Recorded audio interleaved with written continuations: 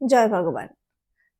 আমার গুরুদেব খুব সুন্দর একটি কথা বলতেন সবসময়, যে আমরা প্রত্যেকে তো সত্য বলতে চাই, কিন্তু সত্য শুনতে চাই কয়জন।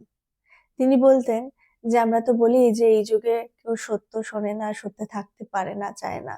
তো তিনি বলতেন যে সত্য শুনতে আমরা কয়জন চাই। সত্য শুনতে চাই না বলেই কিন্তু সত্য বলার লোক নেই, যার জন্য চারিদিকে মিথ্যা, সবাই মিথ্যার আশ্রয় নেয়। এই প্রসঙ্গে খুব সুন্দর একটি গল্প আছে, এই যে সত্য শুনতে চায় কয়জন, সেই প্রসঙ্গে খুব সুন্দর আমরা গল্প এরকম যে আমরা ছান্দোগ্য উপনিষদে পাই। হয়তো আপনারা এই গল্পটি অনেক আগে শুনেছেন অনেকবার। সত্যকাম এবং জাবালার গল্প। সত্যকাম এমন একজন ছিলেন, এমন একজন ঋষি ছিলেন যে তিনি যখন ছোট ছিলেন সে সময় তিনি ঋষি গৌতমের কাছে যান এবং গৌতমের কাছে তিনি ব্রহ্মচর্য, তার আশ্রমে থেকে ব্রহ্মচর্য গ্রহণের ইচ্ছায়, তার কৃপা লাভ করার ইচ্ছায় সে ঋষি গৌতমের কাছে যায়। এবং ঋষি গৌতমের কাছে যখন তিনি যান তখন ঋষি গৌতম তাকে জিজ্ঞেস করে, পুত্র, তোমার বংশ পরিচয় কি? বংশ পরিচয় ছাড়া তো আমি তোমাকে আশ্রমে রাখতে পারবো না। তো তার উত্তরে তিনি বলেছিলেন, আমি আমার বংশ পরিচয় জানি না। তো তখন তার ঋষি গৌতমের অন্যান্য শিষ্যরা খুব হাসছেন। তো তখন ঋষি গৌতম সত্যকামকে বলল যে যাও, তুমি গিয়ে তোমার মায়ের কাছে জিজ্ঞেস করে আসো। সে তার মায়ের কাছে গেল, জাবালার কাছে। জাবালার কাছে গিয়ে যখন সে জিজ্ঞেস করলো, মা, আমি গুরুজির কাছে গেছিলাম, গুরুজির কাছে ব্রহ্মচর্য নিতে চাই। গুরুজি বলল যে তার আশ্রমে যুক্ত হতে গেলে আমার পরিচয় লাগবে, তুমি আমার পিতৃ পরিচয়টা দাও। তো সে বলল তার উত্তরে, কেমন মা দেখুন, সে তার উত্তরে তার সন্তানকে বলছে যে বাবা, আমি তোমার পিতৃ পরিচয় জানি না, কারণ আমি অনেক বাড়িতে অনেক মানুষের সেবা করেছি।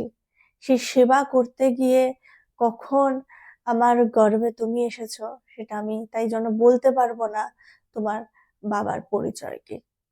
সে দৌড়ে দৌড়ে মায়ের থেকে শুনে সে দৌড়ে দৌড়ে চলে গেল যে ঋষি গৌতমের কাছে। ঋষি গৌতমের কাছে গেছে। ঋষি গৌতম বলছে, আসো, তুমি কি জেনে এসেছো তোমার পিতৃ পরিচয় কি? তো সে বলছে, গুরুদেব, আমি জেনেছি, আমার মা জাবালা বলেছে আমি সত্যকাম জাবাল।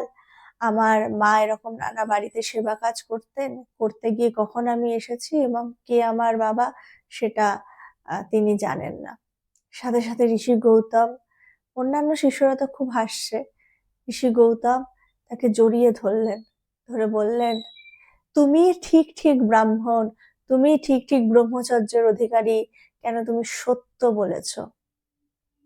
এই সত্য বলা, এই যে সত্য বলতে তো পারলো, কিন্তু সত্য শুনে যে শিষ্যকে গুরু গ্রহণ করলো, এটাই তো হচ্ছে আসল। আমরা তো সত্য অনেকে বলতে চাই, তাই জন্য ভগবান বলতেন শুনে কে গ্রহণ করতে পারে। সত্য কিন্তু আমরা সহজে গ্রহণ করতে পারি না। আজকে যদি আমার বাড়ির বাচ্চাটা এসে বলে, মা, এই দামি কাপটা আমি আমার হাত থেকে ভেঙে ফেলেছি, তখন কিন্তু আমরা বাচ্চাটাকে ভীষণ বকি। এই যে বকলাম, বাচ্চাটার মধ্যে কিন্তু ভয় উৎপন্ন হলো। এরপর থেকে কি, প্রথমবার তো সে এসে বলে দিয়েছে, দ্বিতীয়বার থেকে এসে কিন্তু আর বলবে না। এবং যদি জিজ্ঞেসও করা হয়, বাবা তুমি কাপটা ভেঙেছো, সে কিন্তু সেই আগের কথা মনে থাকবে যে আমাকে খুব মেরেছিল সত্যি কথা বলার জন্য, তাই এবার মিথ্যা কথা বলবো না, বলবো আমি ভাঙিনি।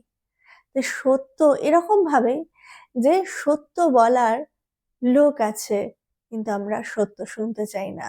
তাই সত্য শুনবারও অভ্যাস করতে হবে, আমাদেরকে সত্য বলতে হবে এবং শুনতে হবে, আরো ঈশ্বরকে নিয়ে থাকতে হবে।